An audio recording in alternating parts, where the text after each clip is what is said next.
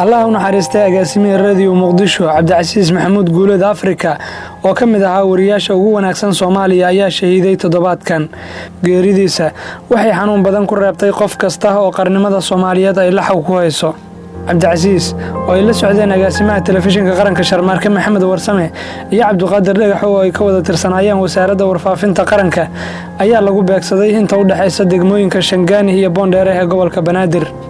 agaasimaha SNTV Sharmaarka Maxamed iyo Cabdiqaadir waa ay ku dhaawacmeen qaraxaas waxaana lagu dabiibayaa Muqdisho goobta lagu beegsaday agaasimayaasha waa mid aad loo ilaaliyo ammaankeeda waxaana markii laga reebo ciidamada afarta koona ka xiga ku xiran kaamiradaha lagala socdo dhaqdhaqaaqa wadooyinka afhayeenka xukuumadda Maxamed Ibraahim Macalimow waxa uu sheegay inuu daawaday muuqaalka ay duubeen kaamiraduhu kuwaasi oo soo bandhigaya ninka isqarxiyay oo ka degay mooto bajaaj kadibna uu cararaya dhanka gaariga ay wateen agaasimayaashu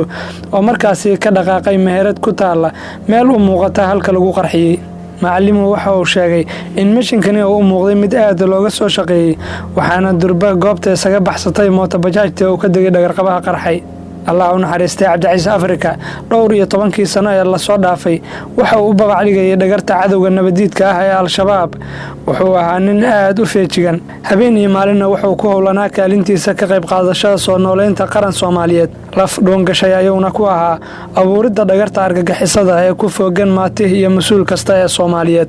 ugu yaraan 20 sano ee la soo dhaafay Cabdicasiis wuxuu ku shaqeynayay duruufihii kala duwanaa ay soo martay warbaahinta Soomaaliya oo maalinba meel soo joogtay xilli adag oo ay kooxdu tabar haysay ayuu iska diiday amarkooda wuxuuna ka mid ahaa raggii ku dhiiraday in dib dhidibada loogu taago warbaahinta qaranka 10 sano ee la soo dhaafay wuxuu ku jiray haldoorkii naftooda iyo maalkoodaba u huray in warbaahinta dawladdu ay hanato kaalinteeda dib u yagleelida qarankeena waxaana lagu xasuustaa tabintiisii barnaamijyada taabanaya amniga xasaasiga ah ee qaranka Soomaaliyeed sida Gungaar Cabdicasiis Afrika wuxuu ka dhashay qoys qaran wuxuuna aabihiis Maxamuud Guuleed Maxamed ka tirsanaa jiray saraakiishii lagu jeclaa ciidanka xoogga Soomaaliya waayihii dawladii dhexe ee militariga sanadkii 2001 ayuu aabihiis ku geeriyooday Muqdisho 28 bishii December sanadkii 1979 ayuu Cabdicasiis Maxamuud Guuleed ku dhashay magaalada Burco ee gobolka Togdheer kaligiis waxa wiil ka dhashay hooyo Xalwa Ciise Wacays waxaana la dhalatay oo ku hooyaa 2 gabdhood oo hadda nool ifka waxa uu ga tagay hal xaas iyo 2 caruur ah Saabiriin Cabdicasiis Maxamuud oo ku jirta daa'ada qaangaarka iyo Maxamed Cabdicasiis Maxamuud oo 6 sano jir ah ayuu Cabdicasiis Afrika aabbo u ahaa waxaana horay u geeriyootay hooyadii u dhashay curadiisa Saabiriin qoyska Cabdicasiis sanadkii 1990 ayuu soo galay Xamar isagoo 10 sano jir ah dugsi quraankiisa ayuu ku dhameystay Muqdisho degmada Hiilwaa oo ku soo barbaaray ayuu sidoo kale ku dhameystay waxbarashadiisii dugsiga hoose dhexe iyo sare ee Ablaal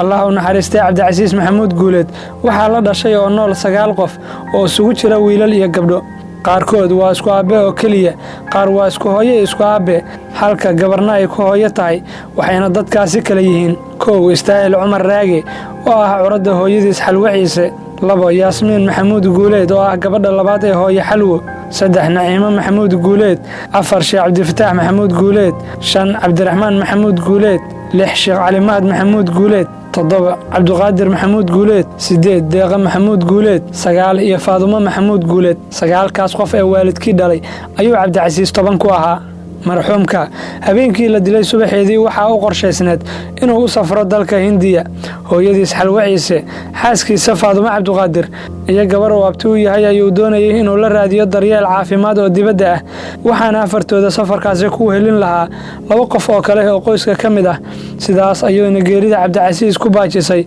safarkii hayaanka caafimaadka wuxuu ahaa wariyad deeqsi ah oo goor kasta caawiya dhalinyarada ku howlgasha mihnada saxaafadda iyo qof kasta oo garab uga baahda eheladiisa dariskiisa iyo saaxiibadiisa shaqada waxay hadda dareemayaan tiiraanyo culus wuxuu ahaa codkaraan runta ka gamban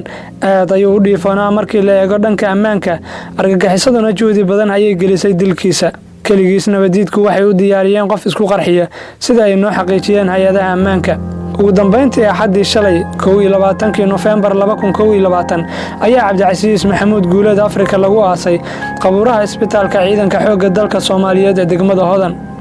Liibaan Nuur Rogacda warbaahinta qaranka Muqdisho